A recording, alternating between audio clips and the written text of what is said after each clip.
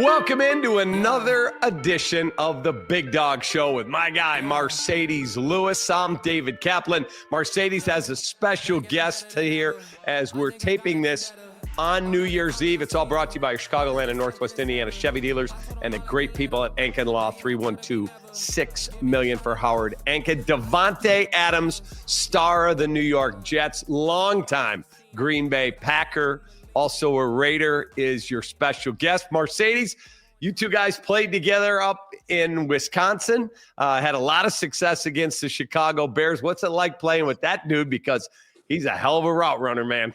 Yo, you just had to introduce it like that. Yo, first off, I'm going to just say this. He's not just a star in the NFL, but he's a star in life. And he's somebody, obviously he's younger than me, but he's somebody that I look up to. Not just on the field, but off the field, the way he carries himself.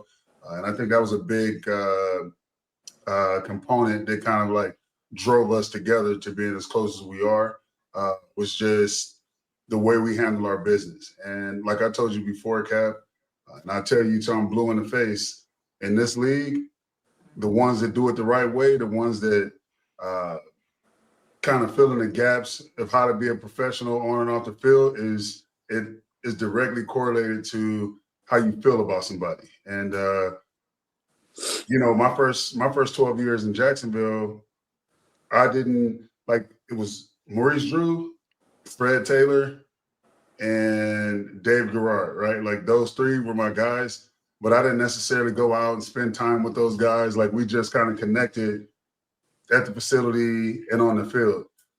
So when I went to Green Bay, in 2018, it was like one of those situations that like I had admired Tay from afar, just from his work on the field. That's all I had known at that time.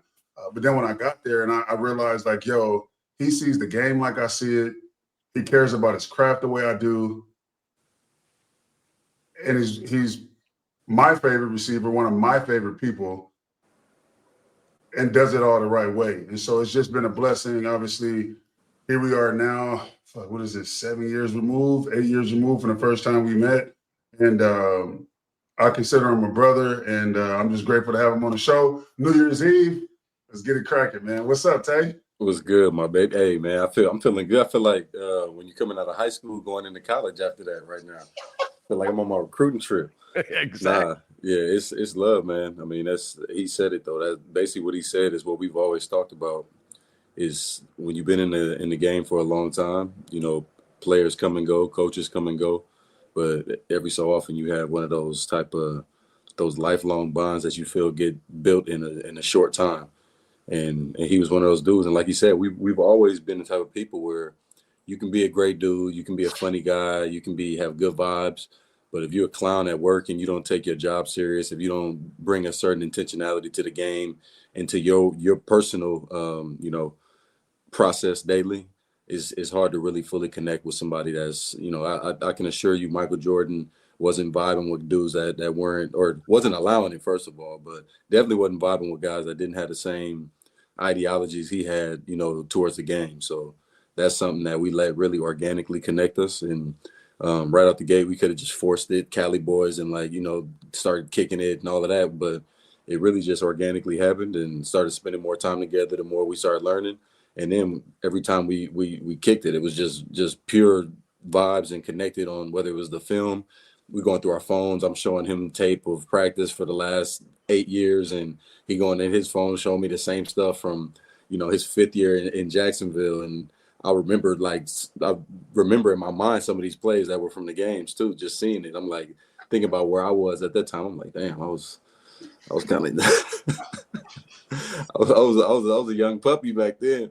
So, to obviously get the opportunity to connect, like it was special. And, we probably became even better friends since splitting and going opposite ways, him going to Chicago, me going to Vegas. So, but yeah, it's for life now for sure. Yeah, that's a good point that you bring up too, as far as our connection and how it's grown. After being on different teams, it's allowed like that void of not being together damn near every day.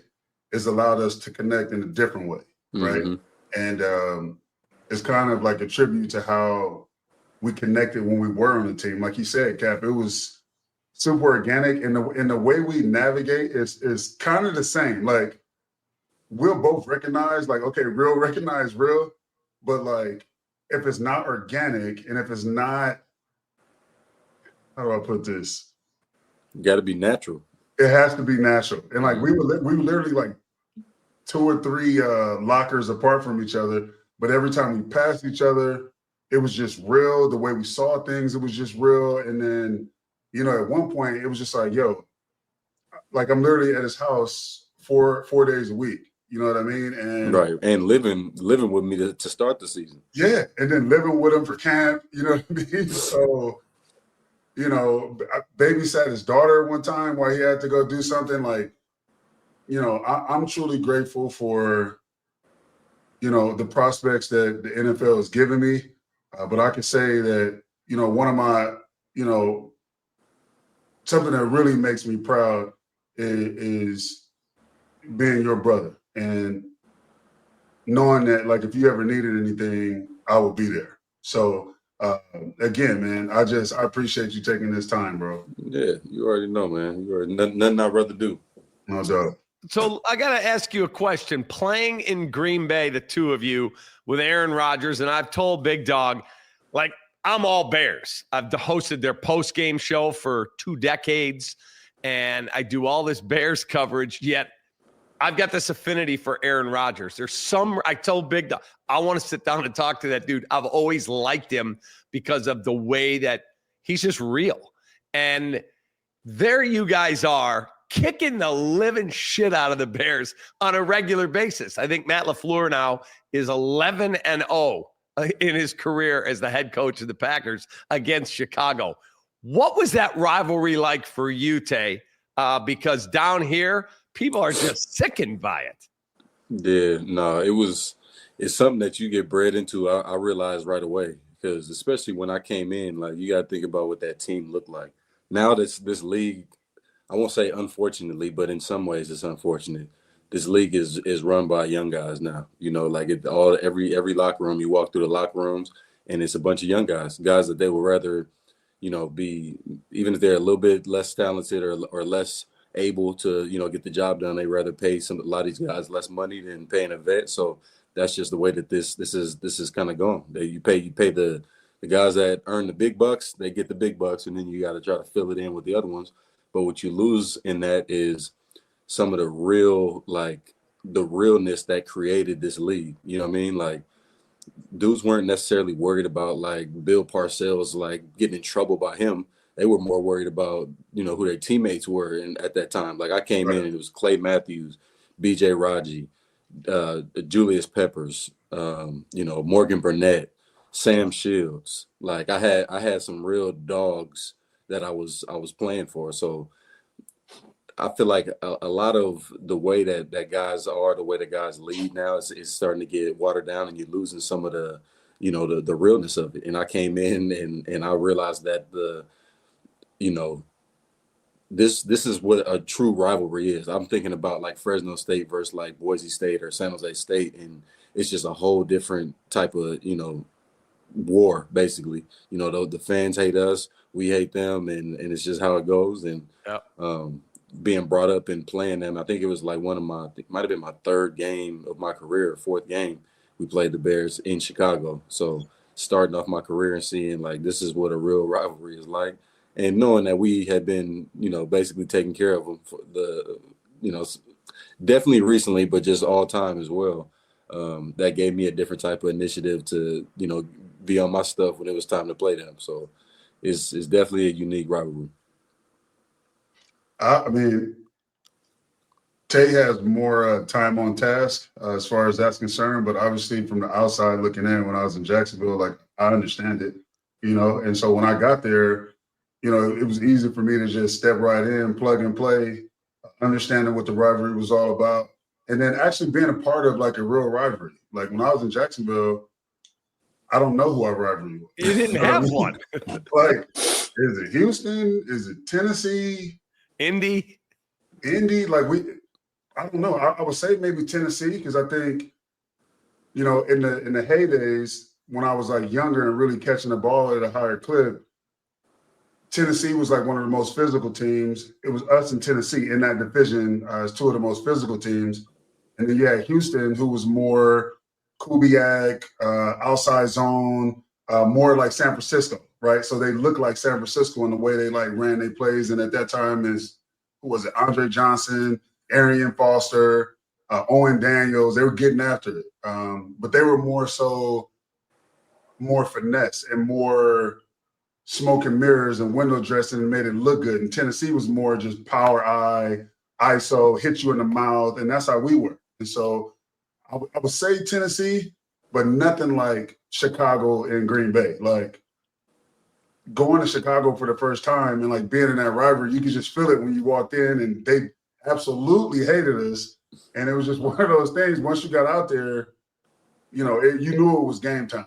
And if I'm not mistaken, Tate, didn't you, the year when you had, was it like 20-something touchdowns? Didn't you get the record in Chicago? That's when I got 18 in Chicago. Yeah. Yes. Yeah, I got to 18 in Chicago, and I remember that because I ran a slant on Kyle Fuller on the right side, and then I came back inside, and I don't know if you remember what happened to me in 2017 when we played the Bears at home. Got smacked by Trevathan and sent me to the hospital. Trevathan. Yeah, and I wasn't even on the team yet. Yeah, you weren't there yet. That's why I say I don't know if I know you would have remembered if you was there for sure. So I went on the slant and I'm going inside, and I ran it kind of quick, so he wasn't really ready to throw it yet. So when I'm going inside, I beat Kyle, but I feel that backer starting to feel me moving over there, and lo and behold is Trevathan, and then. I think in his head, honestly, I don't even know if he's still playing right now. So I could say he's retired. I think in his head he was thinking like I'm about to tattoo him, but he was in the back of his head was kind of like I can't hit this dude like this again. So I kind of got away with one because in the field or something, I feel like normally that would have been a bang bang play, and maybe I don't even know if I would have held on to it, but I was glad he had second thoughts about that one because that was an easy one. Can you name the last time the Bears beat the Packers? You were in the game. Last time the Bears beat the Packers, that had to have been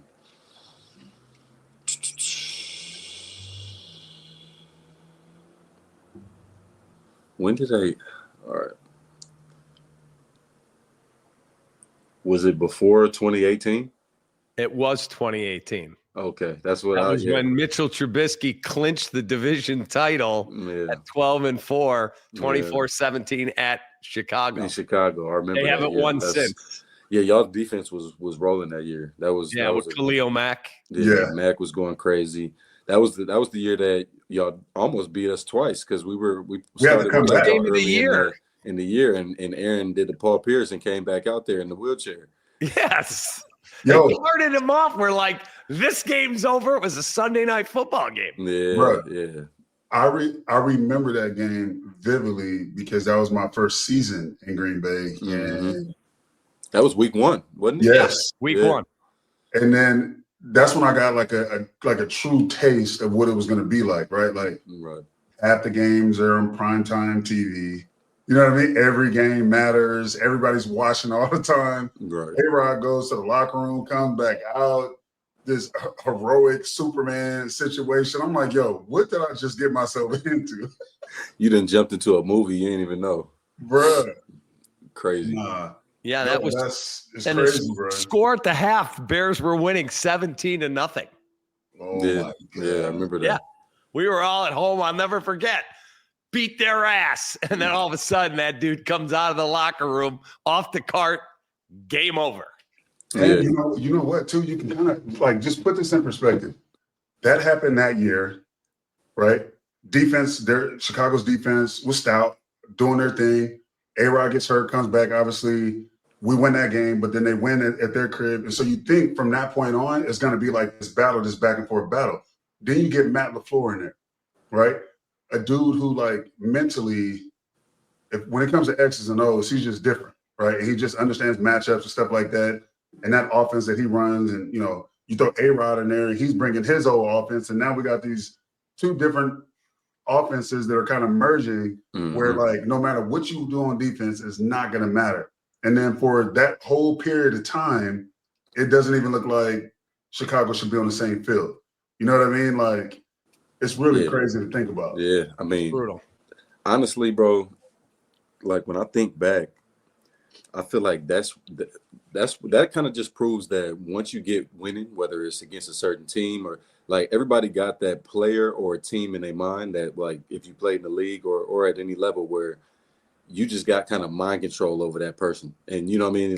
Like that's basically what it was like when we stepped in there. Like it don't matter what the season was going like with the previous game, you know, we could have looked shitty on offense, but now we playing the Bears. Like, come on now. Like you a hooper, Mercedes, you know, you get the ball in your hand. You're like, who is this dude guarding me? I'm about to, this is not, you should not be guarding me, and this is going to be easy. So that was kind of the feeling we had.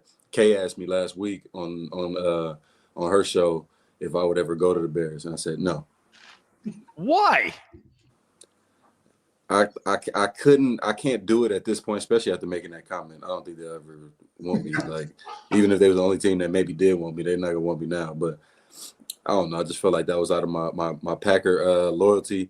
I did almost a dime in Green Bay, so I just felt like I don't know. And you know, I've dealt with what I've been dealing with over the past 3 years. It's been a lot of losing, and I'm looking forward to winning some games in the future. So I don't see the Bears in my future, and I'm optimistic. Honestly, I didn't see that, especially how you guys started the year off. I wasn't in my mind thinking that that's that was going to be how everything went, similar to our year. But football is a crazy game, man. It's not about how good you are; it's about how good you play. And if you don't play right at the or play good enough at the right times, then now you're a bad team. So that's the difference. We in 22, my first year with the Raiders, we basically played how the Chiefs are playing this year, but they're just winning all those games like that, and we lost those games. Right. It wasn't like we were just walking in and people just steamrolling us, and we just like it was just a terrible showing out there. Like we really put some good stuff on tape, and it just so happened that when it was time to finish, like I think the first like quarter and a half of the season, we probably lost all the games we lost by a total of like 11 points. You know what I mean? Like literally it was like 1, 2, 3-point games. And it's like, brutal. Oh my God, they can't win. They suck. But it's like, if we won those games just barely by chance, you would say that we are amazing. So it's, you know what I mean? Sometimes it's just the margin of victory is like that. And you just gotta find a way to win them. Yeah, no, that's, I think you hit it right on the nose, man. Like, at one point we're 4-2, feeling good about ourselves, coming in, meetings, popping in meetings, like everything is cool. You're on a bye week. And then you come back and then it's just. Then the Hail Mary happened. Man, it shifts just like that. Yeah. So what was I'm glad you brought that up because we haven't even talked about that. So not that you gotta, put anybody on blast or whatever, but like just what was that whole what was said? Like what did you say something? What was the coach talking about? Because that whole thing. The funny thing, before you even say anything, this is why I'm laughing. The man was doing whatever he was doing over there. Tyreek Stevenson. You could get mad all you want. That boy went over there and made a play on the ball. He got over there and hit the ball, just hit it up. That would have been so cold if he would have just knocked it down. You know what I'm saying? Like, right, he's in the corner. He's like, oh, shit. Yeah, that was an interesting play. So let's start I'll give you from like 2 possessions or a possession, or let's just say 2 possessions before that actually happened. We marched down. The pressure is as high as it's going to get, right? And it's just like, all right, we have to score, and we're moving the ball. We just can't. We're just not punching it in, right? Mm-hmm.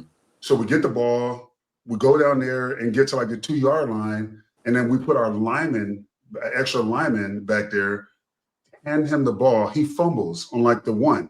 They get the ball. What in the Detroit Lions is going on, bro? It was. I was sick, mind you. The dude that's in front of me, I crush him, and And I'm thinking like he's gonna get the ball, run right off my block. I already played. You know how we do it, bro. You step into the line. I've already played the game in my mind for all my plays that I have. I already know what's gonna happen because I control that. Like I dictate that. So I'm like, okay, here we go. This is about to be another one of those. I'm gonna get a pancake. It's gonna look good. Right. He's gonna run right off my block. I'm already like ready to celebrate. I pancake my guy. I hear everybody going crazy, and I'm like, oh hell yeah! I'm looking like this, and then I see the lineman that had the ball was supposed to have the ball. He looks embarrassed. Doesn't have the ball. I'm looking like this. They have the ball. And Not I'm like, embarrassed. this cannot be happening, bro. So fast forward, that happens. We get the ball again. We drive down again. We end up scoring. With 31 seconds left. Punch the ball in, 31 seconds. And like, mind you, that game, back and forth, and obviously the magnitude of it, because it was like they're doing really well. Jaden Daniels is rolling. Caleb is starting to step into his light. You know what I mean? It was just like this back and forth thing. We hadn't done like, we weren't really good in situational ball up until that point, up until the end of that game. We just had a bunch of misfires and shit like that. And I was like, okay, here we go. Like, this is going to say a lot about our team. We get down there, fumble. Okay, don't worry about it. Don't blink. Get the ball again. Go down there, score. I'm like, okay.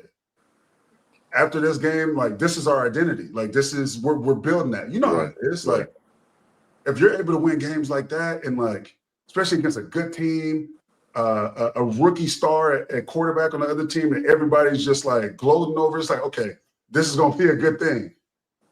We come out there. They run two plays. We don't call a timeout. And have three. Or three plays that we no, had all three timeouts, yeah.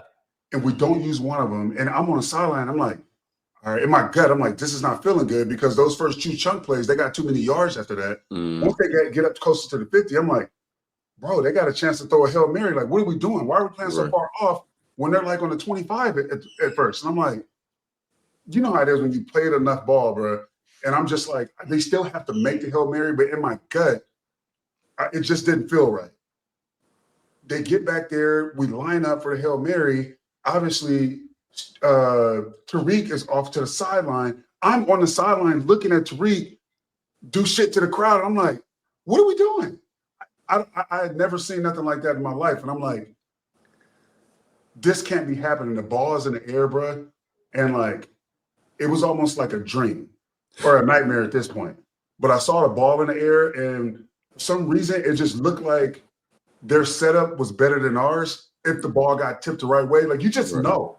Right. I'm just like, where's Tariq? He's not even in the picture yet because he's supposed to be set up, because if he's there, he catches the flight of the ball and he can just jump up and knock it down. Right. But yes, he's athletic. So when you're running from here, yeah, you can catch the flight of the ball, but everybody else is in position to knock it down. So if you're running in late, they're not in position to make up for that, for you being out of position. Right. He runs in, and because he's not in position, he hits the ball and it doesn't go down because he's not in position to spike it down. He's running like this. He's running too fast. He's not going to get enough lift. And then they just happen to have a guy back, the tallest guy back there that's perfectly in his spot. It was a movie, bro. I'm telling you, when I seen that, I sat there, I just literally went like this. It was brutal, man. I don't need to watch any more of this today. Nah. This is it. I couldn't believe that happened. We get into the locker room, and I go up to Tariq. Obviously, you know me, bro. Like, I'm gonna lead from the front, and I'm not gonna dog nobody out. We all grown men at the end of the day, and like me like cussing him out or being disrespectful to him. Like, we're not gonna get nowhere doing that. Right. But I did go up to him, and I'm like, you know, shit happens, and fortunately, we're gonna have 10 more opportunities for you to go out there and show that that's not you, right? That's just an anomaly, and like you're gonna be better going forward. But in my mind, and I'm telling him, I'm like, I think that like you should probably apologize before it gets out of line, and then we can't do nothing about it. He was like, "No, I got you, big dog. I got you." And I think his mistake was going and apologizing on Twitter first versus in the locker room. Yeah. So when we got on the bus, it was popping up on my phone, like everybody going in on him, but he's apologizing on Twitter. I don't think that was the best move. I think address the people you directly affected first before you try to save face. Yeah. And I think from that aspect, I think that's where he went wrong first. And then it just kind of snowballed from there. Obviously, we had our team meeting. He got up and apologized and did that whole thing. And you can tell that it was like so uncomfortable. The elephant in the room Monday for meetings. It was just I felt bad for him because what is this, his second year? Like he's still trying to figure it out and learn how to be a pro and what it's like having adversity in the NFL. It's not easy, bro. And we've all went through it. If you don't handle it the right way, there's going to be blood in the water. It's going to be harder to get back on that horse, to be who you know you are. Right. And, you know, I've watched it ruin people's career. And I think as a team, we've done a good job of just putting our arm around him. But who knows where he really is, like, mentally at this point, you know? And we're not winning games. So. Well, you know, you would hope people would be wise enough to not make certain mistakes, but at the end of the day, you know, he is a young dude and it's a learning experience. I can guarantee you he'll finish the game out before, you know, there won't be any premature celebrating, especially not during the play as you move forward. And, you know, that might have made him a little bit more, you know, humble moving forward. So good little lesson. So I have a question for you. How much do you like Taco Bell? Because I was telling you before you came on, my 81-year-old father-in-law, look at that. There's his hoodie. It says Taco Bell. My 81-year-old father-in-law, we're watching, and there's the ad with you with the Taco Bell in your house and the whole deal. And he's like, that's my favorite player right there. I'm like, why do you like Davante Adams so much? He's like, because I love Taco Bell, and that dude looks like I would like to sit down and have dinner with him. That's what he said. Well, I'm glad. Honestly, at this point, when people come up to me, when they notice me, you know, whenever I am in public or, you know, in passing or whatever, anytime somebody says something, it's 50-50 on if they like got respect for my game or my acting, honestly. So it's really well done. It's been a lot. I mean, that all the commercials get so much play during the games. So if you watch any football, if you're on any ESPN, you're gonna see it. So I've been places that people like they'll see and they'll say, "Oh my God, I love the Taco Bell thing. Like, how did that come about?" And I'm like telling them how, and they're confused. Like, all of a sudden, you find out this person has no idea that I'm a Davante Adams, the football player. They think it's just like I'm like some paid actor they put in like Taco Bell just randomly sponsored, like Jake from State Farm or something. So they didn't know that I came from something else. Did you always like Taco Bell and your people went to them, or it was fine and they came to you? And how did that happen? No, speaking of organic, like this is the definition of it. Like, I don't know if you can hear my son. Can you hear him in the background screaming or no? Okay, good. He's going crazy downstairs. But speaking of organic, Taco Bell was like my McDonald's to everybody growing up, dollar menu and all that. Like, I was a big Taco Bell dude. Wasn't like a big Mickey D's, Wendy's and all that. Like, I love Taco Bell. So one of my best friends, Nick Robinson, he does my marketing. One of his mentors was the CMO for Jordan Brand. And he knew he was getting ready to be the CMO and move over to Taco Bell. So when he moved there, he got with Nick and we obviously worked something out. And that's when the marketing thing started. And then when the CEO of Taco Bell stepped down and made Alex Tresvant, who's the CMO, boosted him up to be the CEO now of Taco Bell. So basically, and once that first year happened, it was just so much good feedback from the initial commercials and all the social stuff. People loved it. They loved the creativity, you know, the little spins that I try to put my own, personality in it. And working with them on the commercials and all of the stuff that you see in the public has been real easy, just because they basically allowed me to be myself. And I feel like those are like, you know, that's organic for me. So not being in something where I'm just doing it just to endorse it, like I'm endorsing some stupid product. Like Taco Bell is near and dear to my heart, and it was growing up. So it's awesome to be, you know, to have one of my best friends that works for me, have a connection with somebody that's the CEO at Taco Bell now. Like, it really just worked out perfect. And shout out to Nick too. That's my guy. I love Nick. Nah, we just re-upped this year too. So Nick's staying. He's still on his job while working for Nike, dealing with Brown and doing all that. So he balancing a lot. Nah, I mean, Nick is a dude. I like Nick, and that kind of like reminds me of like when I first met Nick, Cap. Like again, we just hit it off, and like it was mainly about talking about ball. You know what I mean? And like we started having a conversation about Davante's passion for football, and then obviously I was telling him how talking about my passion for ball, and it's just a good working relationship, man. I'm ecstatic, bro. Absolutely. Could you be playing if he does this for another year? That'll be 20 seasons in the NFL. Could you see yourself doing that? I see myself retiring before him. Wow. So that should answer your question. I won't be playing football for near 20 years. I'll tell you that. It's been 11. Basically, we got one more game, and that'll wrap up my 11th.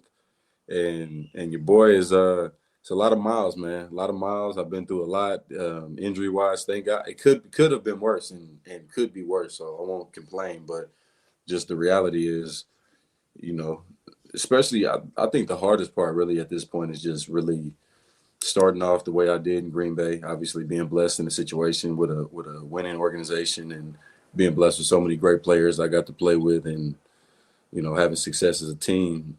Not that I took it for granted, but just having that feeling and having that security, knowing we were going to be a good team and win games. That's what makes it toughest at this point, is having that. Like that's what I know. I won't say that's all I know, because lately all I know is the opposite of that, unfortunately. But that's all I knew, and it kind of feels like a drug a little bit. Once you get it, it's like if you're going to be doing it, like you want that feeling. So you're chasing that high. What'd you say? Chasing that high. Exactly, bro. I feel like I'm not even gonna say what I feel like, but yeah, that's the hardest part. I think at this point is trying to find a home. Like I'm not trying to be bouncing all over the league, moving around team to team to try to find somewhere to win a Super Bowl and to, obviously try to continue my own success. So it's really just gonna come down to probably this next year, play another year for me, and then be able to evaluate where we are, and then I think after playing another season, I'll kind of have a really good idea of how much longer I'm gonna do it. Yeah, that makes sense. I mean, Cat, this dude, man, like I hear him talking like this right now about like just going through a lot and doing all this. I don't know if I've ever been on a team with a guy that wins almost every rep. I would say 97% of the time he wins, right? And it starts in practice. And that other 3% is from wind conditions. The ball might get tipped at the line of scrimmage. The variables. Yeah, like the variable change, right? Like other than that, I've never seen nobody win at the clip that he wins at. So it would truly shock me if he retired after a year. Like obviously I'm not in your body. I feel like you still have at least a good 4 or 5.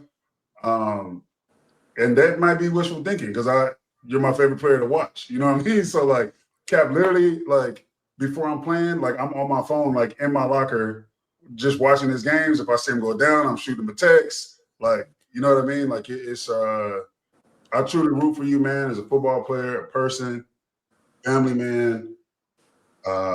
Love you, bro. I appreciate you being on the show, bro. Yeah, you already know, bro. You already know, man. By the way, before we let you go, so Tommy Waddle, who's a former Bears receiver, big broadcaster in town, does a show here on our channel. Tommy Waddle said, I played wide receiver in the National Football League. He goes, I made the All-Madden team, had a nice career, played for Coach Ditka. He said, the best route runner I have ever watched, and I've studied them all, is Davante Adams. It ain't even close. It's not close, man. That's love. That's love, man. That means a lot, and obviously it means more coming from people that truly know the game and Yep. and know the position, and if not the position, even playing, tight end and having experience with just knowing the biomechanics of what I do and what I've put into, studying to be able to, it's not, I don't just go out there and aimlessly and just rely on quickness and speed and strength. It's a whole preparation that goes into it, and that has gone into the way that I practice. And I've kind of put a formula together just based off of my observation over time. And I felt like obviously I hit a really good stride in Green Bay where I was figuring I can still obviously get better. So what's the ways that I can get better? Obviously I can only get so quick. I'm gonna keep working on that, working on the footwork and all that. But I feel like the cerebral approach is what, the approach that I take that not very many people can match, just because you can try to study, but if you don't know how to study, if you don't know what the best way is to study and what are you studying, I'm looking at the DBs to find out exactly. I've tried to get this down to a science to where, I can make you, when I'm jumping off the ball and I'm hopping off the line, I'm making you do something with your feet and I'm trying to put my feet back in the ground before you get a certain step back in the ground. Like I'm trying to think about it. In golf, they got a term, aim small, miss small. Mm-hmm. I'm gonna try to put this right by the hole. That way, if you got 20-foot putt, you feel good about two putting that. So that's me. I'm trying to kill you every single play. And if that means just getting open by a yard or two, then we'll settle for that and make something shake with that too. So I just take a lot of pride in what I do, and that's why I've always been a big component of sharing my knowledge. Einstein didn't just learn about gravity and keep it to himself. That wouldn't have did as much. So I try to get with the younger guys, get with guys around the league, and share the knowledge that I have, because it's a receiver's game, it's a passing game now, and you seeing guys come in, especially out of LSU these days. I don't know what the hell they got going on. Wow. Out of training table, you got Brian Thomas now that people thought was good, but like didn't know how good, and turns out he about to be a star and take over the league. So I'm always trying to help out other guys, because I wasn't blessed with the 4.2, 4.3 speed. So I really had to figure out a way to consistently, win and be reliable out there. And having dudes like Sadie's, dudes like Aaron, they kind of took my attention to detail to another level too, seeing how he goes about his business. It may not necessarily be the route running emphasis, but the onus that he takes in his job, like that's what I've always looked forward to, having teammates that take the job that serious. Because if everybody's got that same mindset and same, like I said before, intentionality to what they're doing, then now you got a team that, it's obviously full of talent. So if everybody's that locked in, like you're gonna be a SOB to deal with. So No doubt. yeah, I thank guys like him and many other people that I've crossed paths with, but now I'm trying to, pay it forward. Hey, I had one last one I wanted to ask you. Did Aaron truly love sticking it to Chicago fans? Oh my God. I don't know if it was any greater feeling. You could hear it with the I own you. I'll never forget that one. Bro. That was probably one of the best ones I ever heard. That and I think back in like 2011 when he first brought out the belt, he had that run on the right sideline in Lambeau, started skipping around the back of the end zone and gave him the belt. So I think that if he could play one more game in a Packers uniform, I think he picked the Bears as his opponent for sure.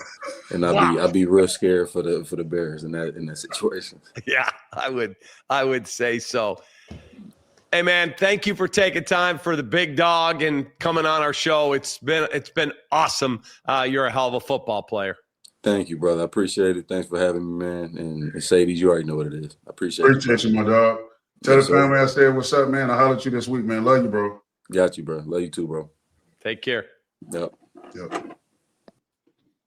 There he is. That's your guy, Davante Adams. Sunday up at Green Bay. Here we go.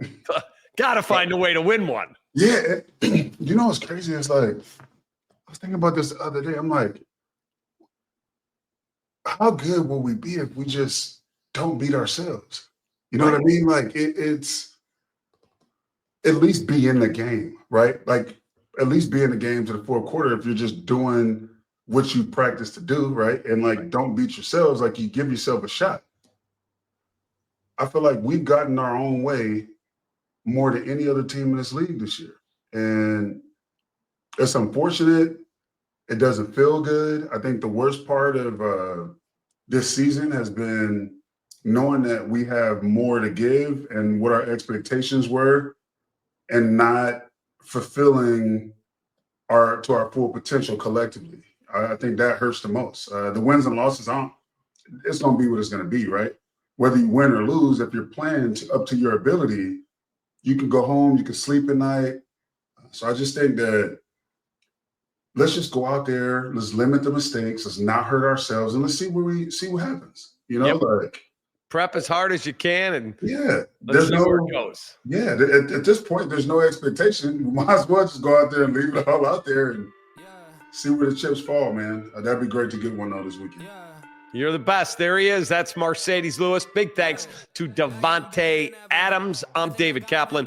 Have a great rest of your New Year's Eve. Have a great, healthy, happy 2025, and bear down. Happy New Year. I swear I shoot like Berettas. Yeah. They getting nervous. I seen it. What I seen.